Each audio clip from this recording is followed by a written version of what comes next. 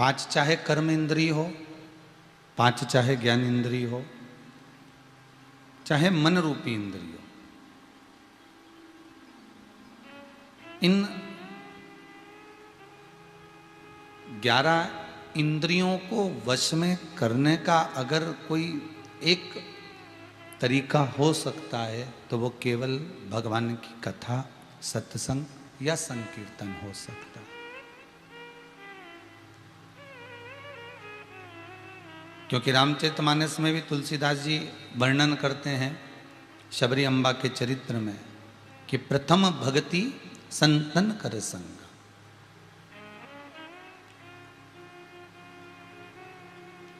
पत्नी, जितनी बार आपका जन्म होगा उतनी बार पत्नी मिलेगी,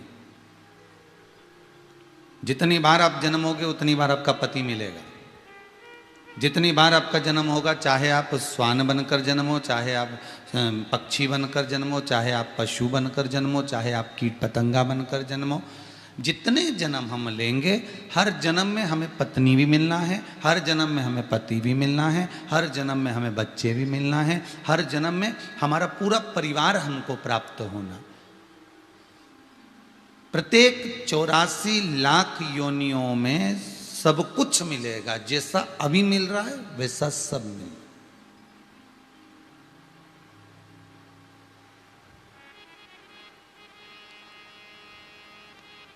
चौरासी लाख योनियों में आपको सब कुछ प्राप्त होगा, पत्नी भी, बच्चे भी, कुटुंब भी, कबीला भी, नाते भी, रिश्ते भी सब मिलेंगे। अब पक्षी बनकर जन्मोगे तो भी सारे रिश्ते मिलना है आपको, तो भी माता पिता मिलना है, तो भी कुटुंब कबीला मिलना है, सब कुछ मिलना है।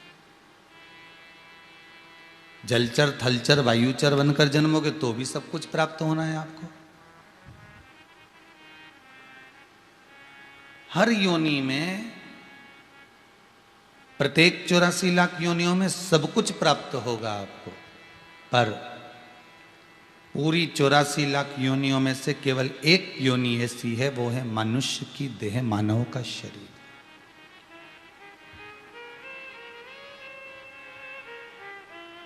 इस योनि में सब कुछ तो मिला, पर इस योनि में जो सबसे कीमती है वो है सत्संग।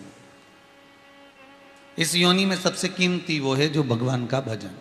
इस योनि में सबसे ज्यादा कीमती है भगवत स्मरण, भगवत नाम, भगवान की शरणागति, भगवान का स्मरण, भगवत नाम का जाप, भगवत कीर्तन, भगवत नाम में डूबना।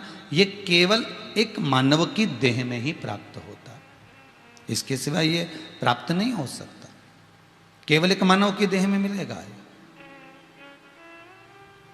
अब किसी आपने पशु को कभी सत्संग करते देखा हो तो बता देना, कभी आपने पक्षी को सत्संग करते देखा हो तो बताना, कभी कोई जलचर को, थलचर को, वायुचर को, ये जितने जितने जीव है ना, इनको अगर आप सत्संग करते देखो तो जरूर बताना कि ये प्रवचन सुनने गए हैं, ये प्रवचन में जाकर आनंद ले रहे हैं। ये नहीं होता।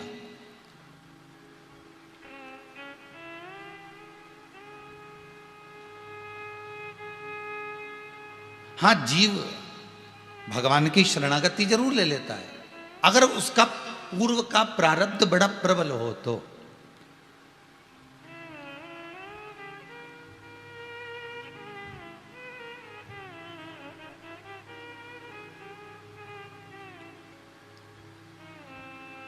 अगर उसका पूर्व का प्रारब्ध बड़ा प्रबल हो तो। अब केवल एक मानव है, केवल एक मनुष्य की देह है, केवल एक मानव का शरीर है, जो प्रथम भक्ति संतन कर संगा, दूसरी रति मम कथा प्रसंग का। शबरी अम्बा से मेरे राघव जी कह रहे हैं, मेरे राम जी कह रहे हैं कि माता सुनो शबरी, अगर आपने सत्संग किया होता, आपने कहीं प्रवचन सुना होता, कहीं आपने भगवत स्मरण किया होता, तो ये पक्का है कि आप ये सारी भ्रांतियों से दूर होकर शरणागति के पथ पर आकर बैठ जाते और मुझे पा लेते।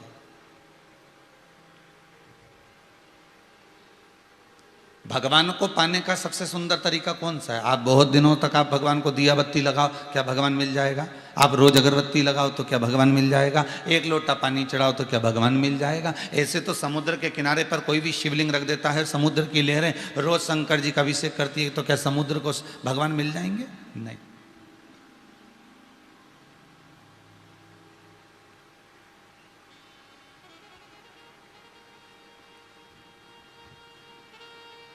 अब ऐसे तो एक वृक्ष के नीचे शिवलिंग रखा हुआ है, वृक्ष की पत्तियां आपरूप झड़ती हैं, पतझड़ में झड़ती हैं।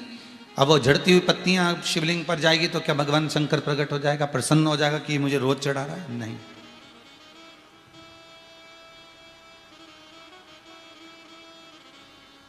आप रोज अगरबत्ती भी लगा रहे हो, आप रोज दिया भी लगा रहे हो, आप रोज धूप बत्ती भी लगा रहे हो, आप रोज भगवान का पूजन श्रृंगार भी कर रहे हो, तो क्या भगवान प्रकट हो जाएगा, प्रसन्न हो जाएगा, या आपके सम्मुख में आकर खड़ा हो जाएगा? नहीं। ये ऊपरी बनावट से भगवान नहीं मिलता। फिर वही वाली बात आ गई, भगवान शंकर को पाने के लिए कौन से कलर के कपड़े पहनूं कि भगवान मुझे मिल जाए? शिव महापुराण की कथा कहती है भगवान को पाने के लिए कपड़ा बदलने की जरूरत नहीं पड़ती, भगवान को पाने के लिए मात्र कलेजा बदलने की जरूरत पड़ती है। कपड़े तो आप कितने भी चेंज कर सकते हो, कपड़े तो आप कितने भी बदल सकते हो, पर चित्त वृत्ति, ये मन, ये कलेजा, ये वृत्ति, ये चित्त, ये भाव आप जब बदल लोगे तब भगवान को मिलने में देरी नहीं लगेगी। आपका निर्मल मन सो मोहि पावा, मोहि छल छिद्र कपट ना भावा। भगवान कहते हैं मुझे केवल अगर किसी चीज से रिझाया जा सकता है, अगर मुझे किसी चीज से अगर मनाया जा सकता है, मुझे किसी चीज से अगर तुम मुझे रिझा सकते हो तो अपना दिल मुझे दीजिए, अपना भाव मुझे दीजिए, अपनी चित्तवृत्ति मुझे दीजिए, अपना मन मुझको दे दीजिए।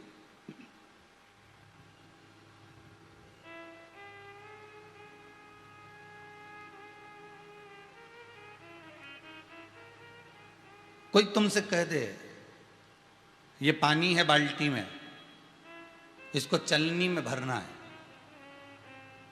भर लोगे?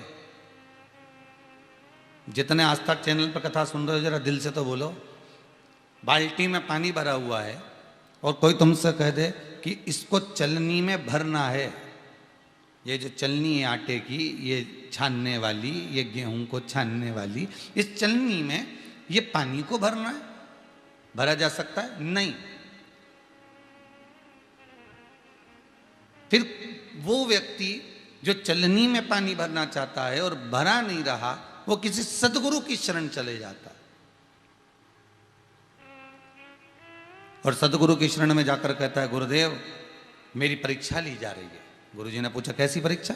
गुरुदेव वो चलनी में पानी भरने का बोल रहा है, मैं कैसे भर सकता हूं? गुरुजी बोले इतनी सी बात के लिए टेंशन लेकर बैठा है, पानी की बाल्टी को उठा ले जा और एक काम कर फ्रिज में रख दे, जब वो पानी कठोर हो जाए, बर्फ बन जाए, चलनी में लेके बैठ जा।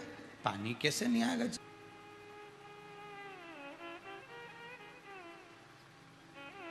कई लोग कहते हैं भगवान को पाना असंभव है, कई लोग कहते हैं भगवान को प्राप्त करना असंभव है, कई लोग कहते हैं भगवान का मिलना असंभव है। पर यहाँ शिव महापुराण की कथा कहती है अगर निर्मल मन है, निर्मल चित्त है, निर्मल वृत्ति है, निर्मल भाव है, तो फिर तुम्हें भगवान को ढूंढने में देरी नहीं लगेगी,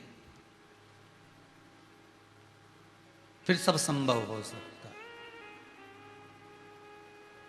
है, फिर आपको कुछ ढूंढना नहीं पड़ेगा, फिर वो मिल जाएगा।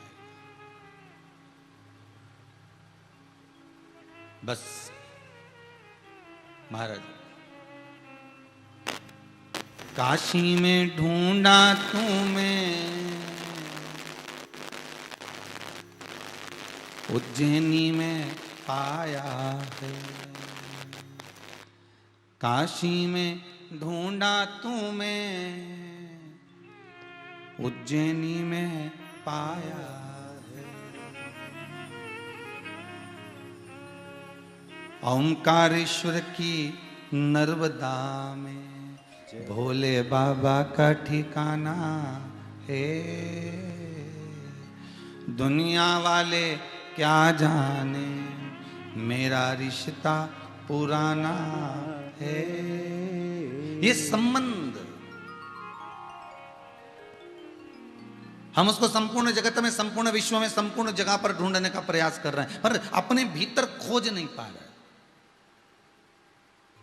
जिस दिन हमारी चित्त वृत्ति, जिस दिन हमारा मन, जिस दिन हमारी वृत्ति एक एकाग्र चित्त में परमात्मा की होगी, उस दिन भगवान हमारे पास में होगा। उस दिन मेरा देव अधिदेव महादेव तुम्हारे सामने होगा।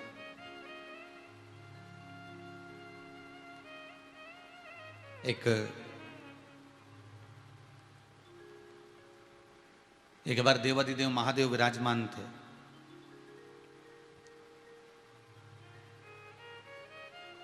और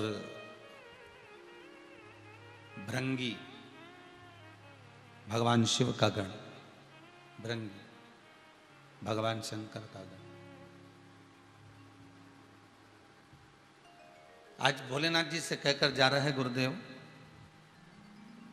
बाबा मैं किसी कार्यवश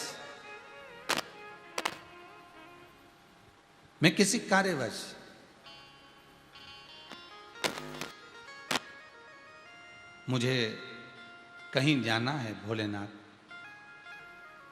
मुझे किसी कार्यवश जाना है भोलेनाथ, आप कृपा करें, दया करें, जिससे मेरी यात्रा मंगलमय हो, मैं आराम से जाऊं।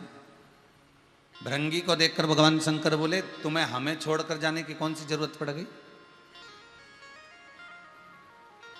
तुम हमको छोड़कर जा रहे हो तो तुम्हें जाने की जरूरत क्या है? क्यों जा रहे हो? काहे के लिए जा रहे हो? क्या काम आ गया ऐसा? जाने का कारण क्या है? तब उसी समय पर भृंगी बोला, प्रभु जाना तो पड़ेगा, आप ही के काम से जा रहे हैं, बस मेरे को थोड़ी देर का समय दीजिए। और भृंगी प्रणाम कर कर, नमन कर कर चले गया। जब भृंगी जाने लगा, जाते जाते उसको प्यास लगी। अब उसको प्यास लगी तो उसने सोचा मेरे को पानी पीना है। एक सुंदर सा जलाशय था, उस जलाशय का पानी उस भृंगी ने बड़े प्रेम से पात्र में भरा और भरकर उसको पिया तो उसको बड़ी तृप्ति हुई। कितना मीठा जल है, कितना सुंदर जल है, कितना निर्मल जल है, कितना शीतल जल है। उस भृंगी ने उस जल को पी लिया तो उसके मन में आया, इतना सुंदर जल तो मैंने कभी पिया ही नहीं था। और भृंगी ने वहीं से एक पात्र में जल और भरा और वो जल लेकर भृंगी सीधे शंकर जी के पास आ गया। अब वो गांव नहीं गया, अब वो कहीं जाने वाला था तो वहां नहीं गया, वो सीधे शिव जी के पास आया। और शंकर जी के पास आकर उस भृंगी ने उस पात्र को जिसमें जल भरा था वो पात्र शिव जी को दिया। भोलेनाथ जी ने पूछा, तू तो वापिस आ गया रे भृंगी, तू तो कह रहा था कि मेरे को जाना है, फिर तू वापिस कैसे आ गया? भृंगी बोला, भोलेनाथ जी आज मैंने एक कुएं का जो जल पिया ना, मुझे प्यास लगी, बड़ा सुंदर जल मिला, बड़ा शीतल जल मिला, बड़ा आनंद करने वाला, बड़ा मीठा जल मिला, इसलिए मैं आपके लिए लेकर आया हूं। अब जल लिया, शंकर जी को दिया। भोलेनाथ जी ने पूछा, इस जल का क्या करूं, चढ़ा दे मेरे ऊपर? शिव जी बोले, जैसे चढ़ाने को। भृंगी बोला, ये चढ़ाने का नहीं, ये पीने का है, ले आप जल पीजिए। भोलेनाथ जी ने जल लिया, आचमन किया। जैसे ही शंकर जी ने आचमन किया, पानी पीकर भगवान बोले, भृंगी तू पानी बहुत अच्छा लाया, तू जल बड़ा सुंदर लेकर आया, बड़ा शीतल है, बड़ा निर्मल है, बड़ा मीठा है। वाह वाह प्रभु, आपको पसंद आया ना प्रभु? भगवान बोले, बिल्कुल पसंद आया, बिल्कुल। बाबा ने जल को पिया, थोड़ी देर बाद वही जल बाबा ने उठाकर पार्वती जी को दिया, ले जगत जननी ये जल लीजिए।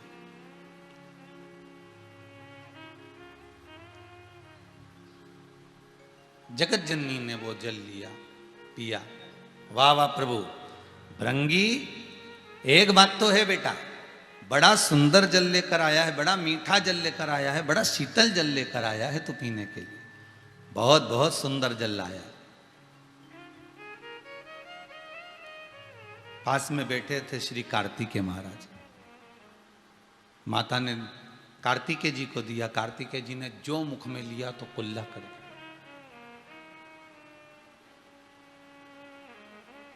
कार्तिकेय जी मुख में जैसे ही जल लिए उन्होंने कुल्ला कर दिया, जल को थूक दिया, बाहर कुल्ला करा और चिल्ला कर आकर बोले, मां पिताजी जल कैसा लगा आपको? माँ बोली बहुत मीठा था। पिताजी बोले बहुत मीठा था, बहुत निर्मल, बहुत शीतल। आपको पानी खारा नहीं लगा? कितना गंदा जल लेकर आया है भृंगी, इसकी बुद्धि कहां चली गई? ऐसा खारा जल लेकर आया, बताओ ये कोई जल पीने लायक है? कितना दुर्गंध आ रहा है उस जल में से, कितना खारा जल है जो लेकर भृंगी आया। और आप कह रहे हो कि बड़ा मीठा जल है, बड़ा निर्मल जल है। एक घुट मेरे कंठ पर ना गया, मेरे को थूकना पड़ा।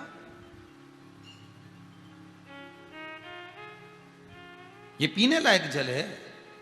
भगवान शिव और पार्वती दोनों बोलना चालू करे तो क्या बोलें। भगवान शंकर ने कहा, कार्तिकेय स्वामी तुम भृंगी के लाए हुए जल को देख रहे हो, जल को पी रहे हो, और हम भृंगी के लाए हुए निर्मल भाव को देख रहे हैं, निर्मल भाव को पी रहे हैं। जब उसने पानी पिया, उसकी बुद्धि में यह नहीं आया कि मुझे दूसरे के लिए लेकर जाना है। उसकी बुद्धि में, चित्त में यह नहीं आया कि इस जल को मेरे को घर लेकर जाना है, इस जल को मैं जहां जा रहा हूं वहां तक लेकर जाना है, इस पानी की बोतल को भरकर मैं अपने वहां तक जा रहा हूं ना तो वहां तक लेकर जाना। जब उसने पानी की बोतल को भरा, जब उसने जल को पिया, पीते सही उसकी चित्त वृत्ति में यह तो आया कि मुझे शंकर जी के लिए लेकर जाना है, और जाते जाते आधे मार्ग से वापिस आ जाना और आकर मुझे जल पिलाना। ये निर्मल मन नहीं तो क्या, ये चित्त वृत्ति निर्मल नहीं तो क्या? अगर चाहता तो बोतल लेकर चले जाता, चाहता तो कलश में जल भरकर अपने जहां जा रहा था वहां चले जाता, चाहता तो पानी भरकर अपने घर के लिए, परिवार के लिए, कुटुंब के लिए ले जाता। पर उसकी चित्तवृत्ति में यह आ गया था कि यह पानी मैं शिव को पिलाऊंगा, यह पानी मैं शंकर को पिलाऊंगा। शास्त्र कहता है, शिव महापुराण की कथा कहती है कि पुष्प अच्छा है, बुरा है, पुष्प सूखा है, गीला है, ये मायना नहीं रखता। बस पुष्प भले तुम शिव को चढ़ाए ना चढ़ाए, शिव महापुराण की कथा तो इतनी कहती है कि अगर दिल से भी आपने दे दिया तो भगवान ने उसको स्वीकार कर लिया। और सरल भाषा में सुनिए,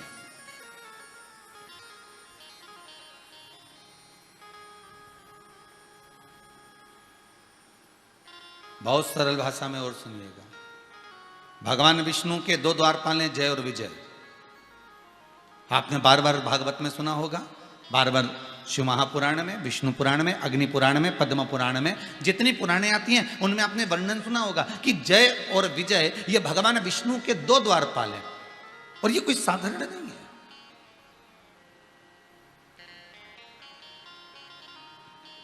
फिर वही बात आ गई, जिसको जनता चुनती है वो संसद में बैठता है, और जिसको मेरा देव अधिदेव महादेव चुनता है वो सत्संग में बैठता है।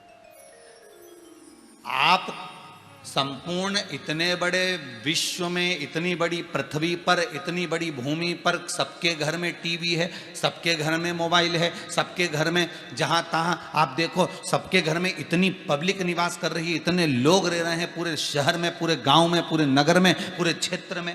पर आप ही क्यों रिमोट हाथ में लेकर आस्था चैनल को देख रहे हो?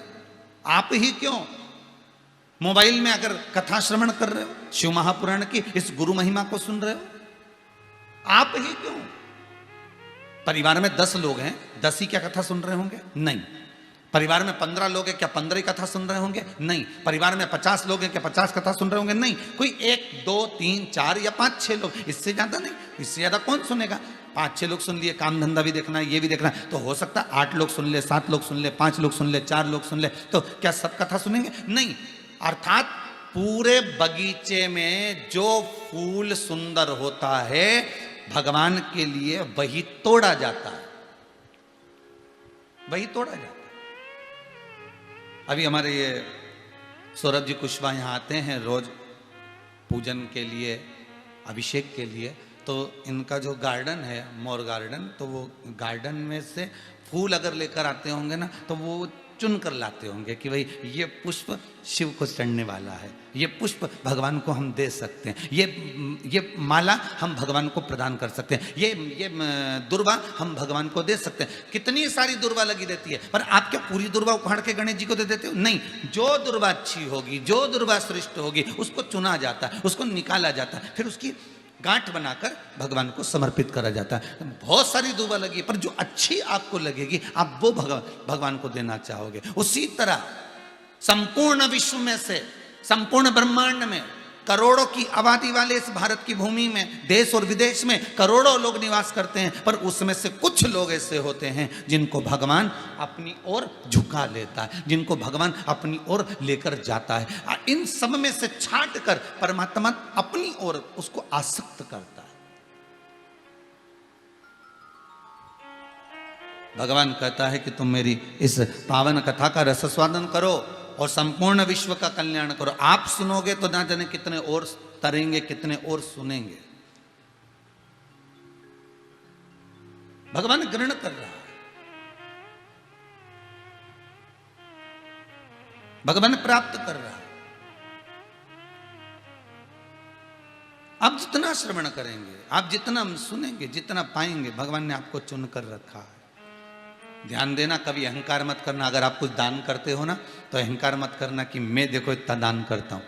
आप कोई पुण्य करते हो ना तो अहंकार मत करना कि मैं इतना पुण्य करता हूं। आप अगर भजन करते हो तो अहंकार मत करना कि मैं इतना भजन करता हूं। आप अगर सत्संग करते हो तो इतना अभिमान ना करिएगा कि मैं सत्संग करता हूं, या मैं कथा करा रहा हूं, या मैं कथा कर रहा हूं। तो ये अभिमान नहीं आना चाहिए। भगवान ने आपको चुना क्यों?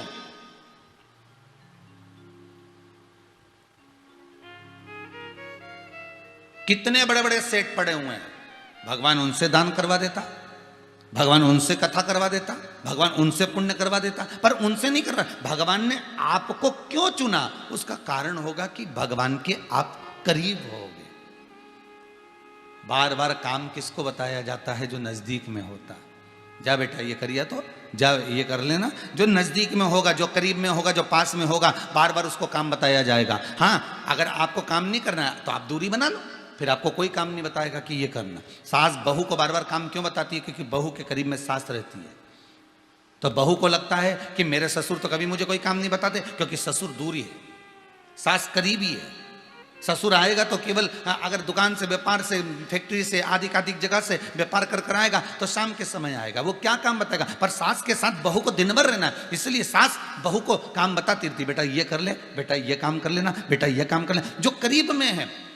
अब बहू को ये अभिमान नहीं आना चाहिए कि बताओ मैं ही सारा काम कर रही हूं। ऐसा बहू की चित्तवृत्ति में नहीं आना चाहिए। क्यों? क्योंकि बहू तो आज आई है, इससे पहले तो करती बुढ़िया ही थी। इससे पहले तो जो अम्मा है, डोकरी है, बुजुर्ग है, करता तो वही थी, उसके सिवा कौन करता? तो ये अभिमतता ना है। वो तो तुम करीब में आ गए, तुम नजदीक में आ गए। जो बेटा करीब में रहता है उसी को कहा जाता है।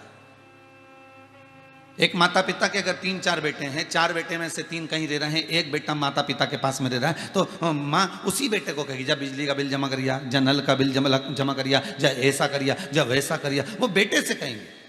और बेटे की पत्नी कहेगी बताओ मम्मी तुम ही तुमको काम बोलती हो, तीनों तो ऐश की जिंदगी जी रहे, तीनों अपनी अपनी जगह पर रह रहे हैं और तुम ही तुमको काम कर रही है। तो उसका कारण क्या है? वो दूर रह रहे हैं, वो दूरी बना कर रह रहे हैं, उससे कह नहीं सकती। जो करीब में है कहा उसी से जाता है। शिव महापुराण में वही जाता है। शिव महापुराण की कथा में मन उसी का लग पाता है। शंकर की कथा में भले तुम आस्था चैनल पर कथा सुन रहे हो, भले तुम मोबाइल पर, फेसबुक पर कथा श्रवण कर रहे हो, तुम्हारी चित्तवृत्ति अगर भगवान में लगी है तो उसका कारण यह है कि तुम शंकर के बहुत करीब हो, इसलिए भगवान तुमको पकड़ कर रखा हुआ है और भगवान तुम्हें सुना रहा है। भगवान तुमसे दान पुण्य संकीर्तन स्मरण करा रहा है। ये उसकी कृपा है।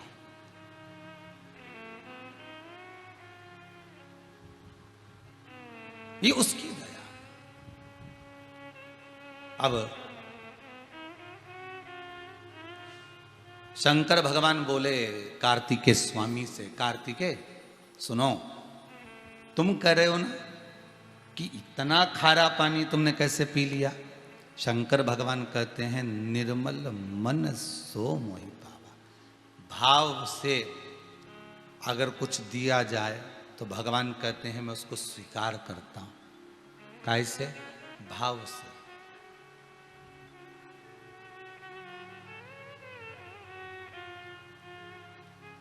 धतूरा देखा है आप लोगों ने? जितने टीवी पर कथा सुनते, धतूरा जिसमें कांटे कांटे होते हैं, गोल धतूरा। कौन सा देवता है? 33 कोटि देवता में से कितने देवता हैं जिनको धतूरा चढ़ता है?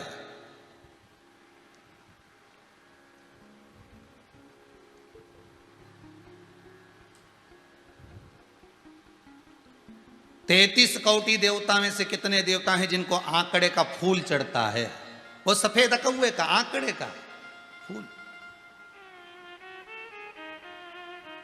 जिस पुष्प को तोड़ने पर, जिसकी पत्ती को तोड़ने पर जहर निकलता है, जरा सा आंखों में लग जाए तो लोग अंधे हो जाएं। वो आंकड़े का पुष्प को तोड़ना सरल होता है? जरा सा उसका दूध अगर आंखों में लग जाए तो लोग अंधे हो जाते हैं, इतना जहर रहता है।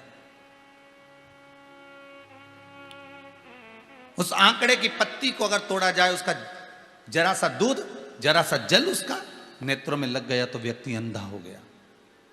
अब कितना विष होगा उसके अंतर्गत देखिएगा जरा। जरा सा फूल तोड़ा, हाथ चिपचिपा हो जाता विष के कारण।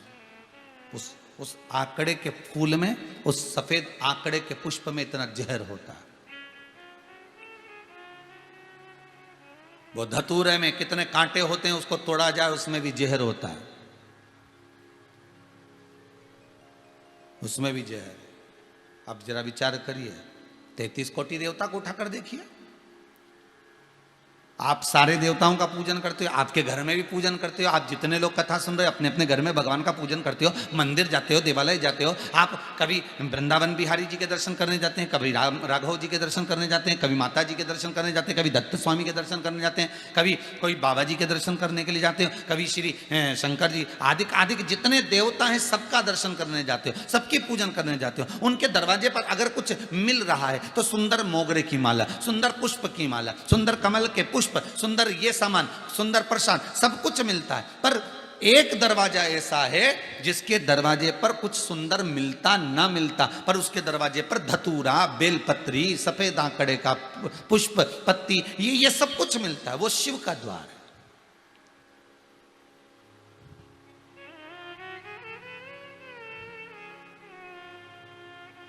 वो शंकर का द्वार।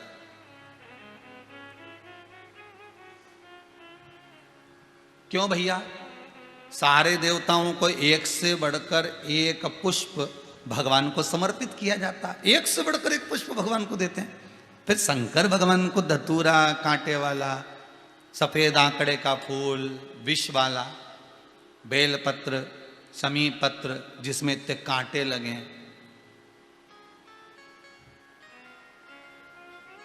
फिर भगवान शिव को ये क्यों?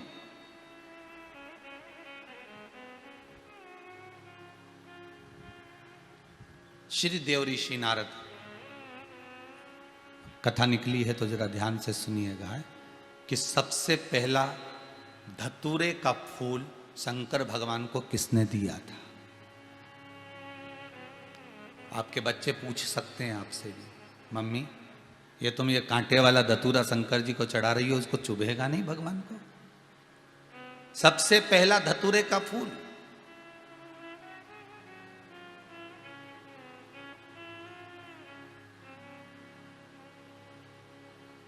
भगवान शिव को किसने दिया था? देव ऋषि नारद भ्रमण कर रहे थे। भ्रमण करते करते देव ऋषि नारद के मित्र श्री तुमरुका स्वामी मिल गए। ये वही तुमरुका जी हैं जो भगवान शंकर की भक्ति में दिन रात लगे रहते हैं। एक क्षण के लिए जिनके मुख से शिव महापुराण की कथा कभी छूटती नहीं है।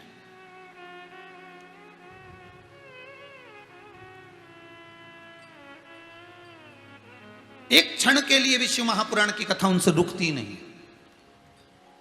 इस व्यासपीठ से भले एक जजमान की कथा पूरी होती है, 2-3 दिन का गैप हो जाता है, 4 दिन का गैप हो जाता है, 8 दिन का गैप हो जाता है, फिर अगली कथा प्रारंभ हो जाती है, फिर कोई जजमान तैयार होता है, फिर कोई कथा हो जाती है। पर तुमरुका जी जब एक लगन से कथा का स्मरण करते हैं तो शिव महापुराण की कथा कहती है कि तुमरुका जी की जो कथा प्रारंभ हुई है वो कथा आज तक बंद नहीं हुई। आज तक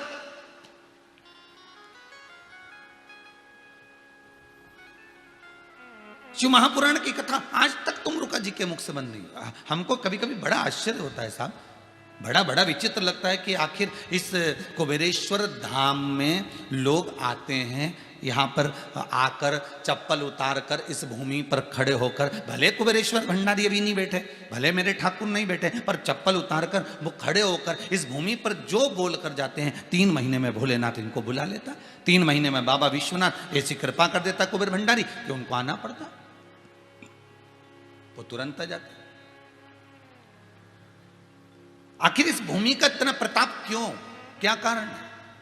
भूमि तो वही है, और ऐसा क्या है इस भूमि में?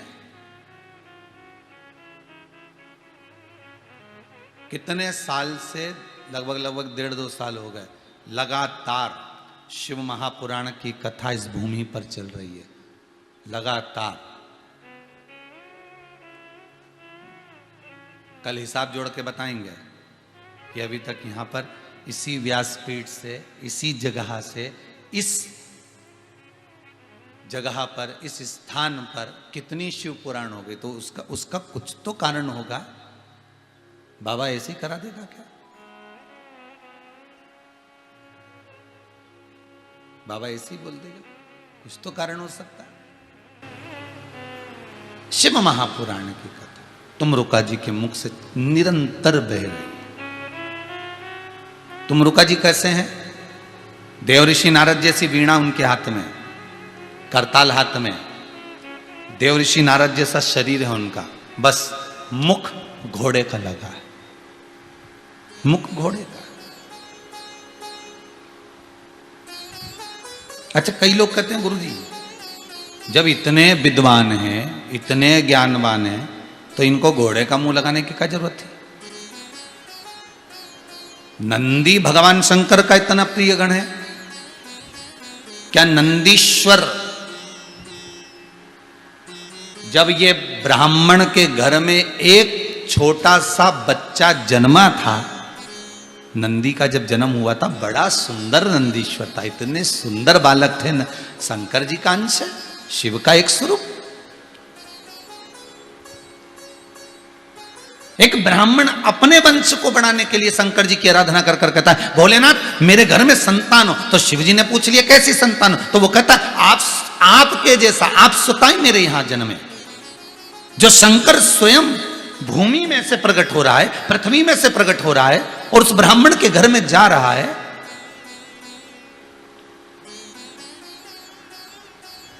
स्वयं भगवान, और ब्राह्मण ने उसका नाम रख दिया नंदीश्वर।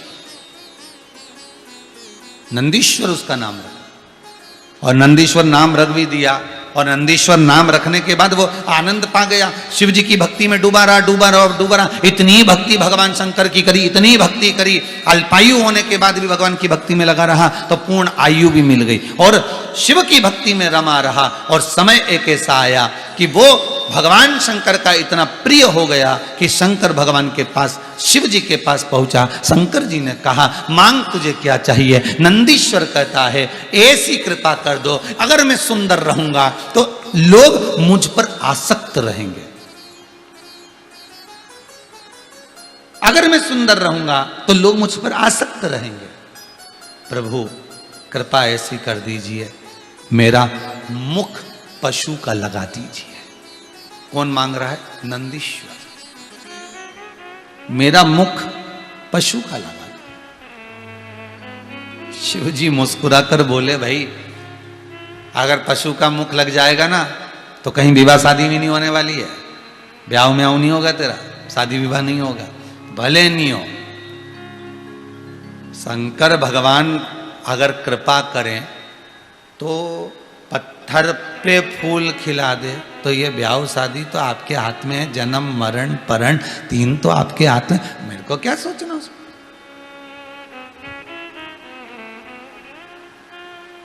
तीन तो आपके हाथ में, ठीक है। शिव जी बाग, हे ओघड़ी, हे भोलेनाथ त्रिकालदर्शी, कृपा करिए, शंभु कृपा करिए, मेरा मुख आप इसको पशु का मुख लगा दीजिए। इंसान के, मनुष्य के धड़ पर शंकर भगवान ने बेल का मुख लगा दिया, पशु का मुख, बेल का मुख लगाया। भगवान शिव इतने प्रसन्न हुए कि मेरे लिए तूने अपने रूप का त्याग कर दिया, तू मेरा प्रिय गण होगा, मेरे स्थान के सामने तेरा स्थान होगा। जितनी आराधना लोग मेरी करेंगे उतनी आराधना तेरी करेंगे। मुझे पाने के लिए संसार के लोग तेरी प्रार्थना करेंगे। और सुन नंदी, आज तुझे वचन देता हूं नंदी, तुझे वचन देता हूं नंदी, सुन। कोई अनभिज्ञ व्यक्ति जिसको कोई मंत्र नहीं आता, कोई साधना नहीं आती, कोई श्लोक नहीं आता, पूजन नहीं आती, अर्चना नहीं आती, अनुष्ठान नहीं आता, नंदी तेरे कानों में अगर कोई कहकर जाएगा कि मेरे शंकर को मेरे यहां लेकर आना, तो मैं स्वयं नंदी तेरे को लेकर उसके दरवाजे तक जाऊंगा। यह वचन मैं तुझे देता हूं। ये नंदीश्वर जिसने अपने रूप का त्याग कर दिया,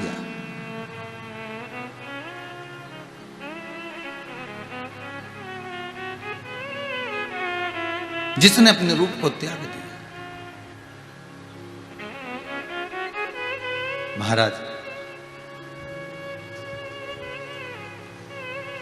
जो अपने रूप का भी त्याग कर सकता है भगवान के लिए, भगवान उसके लिए क्या ना कर सकता, क्या ना।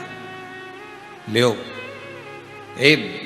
ये भृंगी लाया है, कोई साधारण है क्या?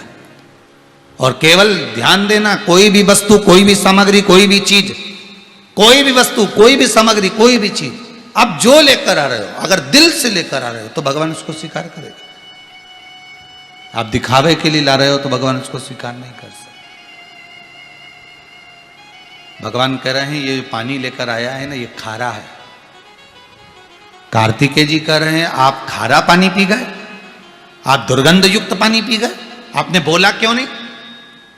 भगवान बोले पिलाने वाले का दिल देखा जा रहा है, भाव देखा जा रहा है,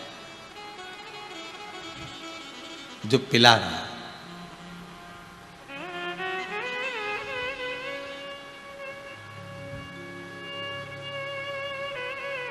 ये मन, पिला दो मुझे शाम ओ मस्ती के प्याले, पिला दो मुझे शाम वो मस्ती के प्याले, मेरा डूब जाने को जी चाहता है, तेरा दर्श पाने को जी चाहता है। जो मिले वो भाव से मिले, जो मिले वो निर्मलता से मिले, जो मिले वो आनंद से मिले, तो क्यों नहीं पाऊंगा?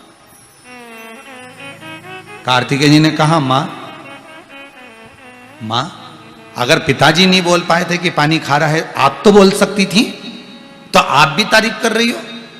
माता पार्वती जी ने कहा सुन बेटा कार्तिकेय, अगर कोई निर्मल मन से अगर कोई वस्तु प्रदान करता है, हमारे लिए लेकर आता है, जगत के लिए नहीं, हमारे लिए। बहुत ध्यान देना, बाजार से सब्जी खरीद कर लाओ ना, तो भी तुम्हारे भीतर भाव होना चाहिए कि आज भिंडी में लेकर जा रही हूं, आज गिलकी लेकर जा रही हूं, आज आलू लेकर जा रही हूं, मेरे को भगवान का भोग लगाना है। आज एकादशी है, कल जितने लोगों ने भी आलू खरीदा होगा, साबूदाना खरीदा होगा, भगर खरीदा होगा, चिप्स खरीदी होगी, जो भी कुछ खरीदा होगा वो ये सोच के खरीदा होगा कि मेरी पत्नी का व्रत है, मेरा व्रत है, एकादशी का व्रत है, तो मेरे को ये चीज खरीद के लाना है, मुझे ये सामान लाना है। पत्नी भी फोन लगाकर बोल रही कल एकादशी है, ये सामान लिया ना, कल एकादशी है, थोड़ा साबूदाना लिया ना, थोड़ा मूंगफली का दाना, सिंगदाना लेकर आना। पत्नी भी फोन लगाकर बोल रही।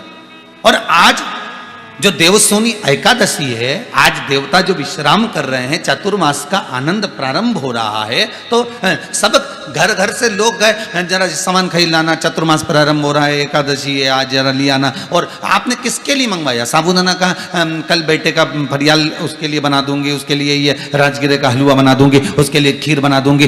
पर तुम्हारी चित्तवृत्ति में ये सब समाया हुआ था कि मेरे को ये बनाना है, मेरे लिए ये बनाना है, बेटे के लिए ये बनाना है, अम्मा जी के लिए बनाना है, माता जी के लिए बनाना है, पिताजी के लिए बनाना है। पर आपकी चित्तवृत्ति में यह नहीं आया कि सब्जी लेने गए, सामान लेने गए तो अपने पति से, या पति भी ये कहता कि मुझे जो कुछ खरीदना है वो परमात्मा के लिए खरीदना है। कल मेरे एकादशी है, मेरे भगवान की कल भोग की थाली आएगी, उसमें मुझे ये पदार्थ रखना है।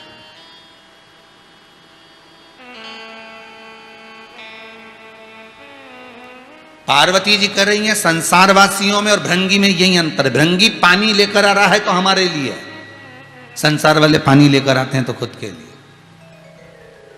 खुद के लिए।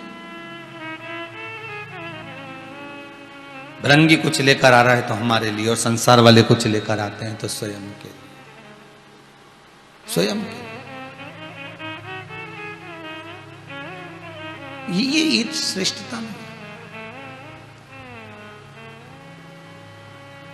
इसमें कोई सुख का भान नहीं है हमारे। शिव जी कह रहे हैं जो वो जल लाया मैं खारा था, इतना खारा पानी मैं पी नहीं सकता था, पर मैंने उस जल को पिया।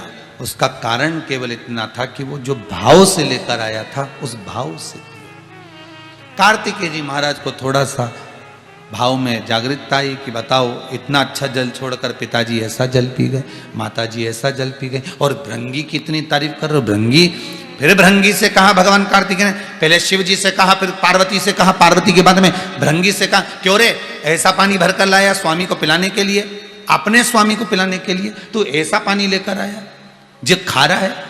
भृंगी ने कहा मुझे तो खारा नहीं लगा। जो भृंगी ने पानी को पिया, पीते से कहा हाँ नाथ ये खारा है, आप कैसे पी गए? भगवान शिव कहते हैं भृंगी, जब तू उस सरोवर में से पानी पी रहा था तो तेरे मन में ये आ गया था कि ये जल मैं शिव को दूंगा, इसलिए मैंने उस जल को निर्मल कर दिया था। अब ये जल संसार वासियों के सामने आया तो उनको खारा लगा। ये संपूर्ण संसार विश्व किसको बुरा लगता है? किसको बुरा लगता है? तो कहा बुरा उसको लगता है जो इससे निकलना नहीं जानता। एक परसों के दिन एक बात कही थी, आपको ध्यान में होगा, 2 दिन पहले एक बात कही थी कि पानी में व्यक्ति गिरता है और मरता है। कौन मरता है? जो पानी में तैरना नहीं जानता वही मरता। जो तैरना जानता है वो मरता नहीं है, वो मर नहीं सकता। संसार सागर में तुम्हें पटका गया, भव सागर में तुम्हें पटका गया, ये संसार में, परिवार में, कुटुंब में, कबीलों में। श्री शिवाय नमस्तुभ्यम, हर हर महादेव। अगर वीडियो पसंद आई हो तो चैनल को सब्सक्राइब करें, लाइक कमेंट शेयर करना बिल्कुल भी ना भूलें। शिव महापुराण ऐसे ही हम आपके लिए लाते रहेंगे। जो भी शिव भक्त हैं जुड़ने की कोशिश करें ज़्यादा से ज़्यादा। श्री शिवाय नमस्तुभ्यम मंत्र का निरंतर जाप करें, आपको बहुत ही ज़्यादा लाभ होगा। आपको शिव भक्ति में लीन होने के लिए शिव महापुराण का सुनना बहुत आवश्यक है। श्री शिवाय नमस्तुभ्यम का निरंतर जाप करें। हर हर महादेव। सभी भाइयों बहनों माता पिता को शिवाय नमस्तुभ्यम।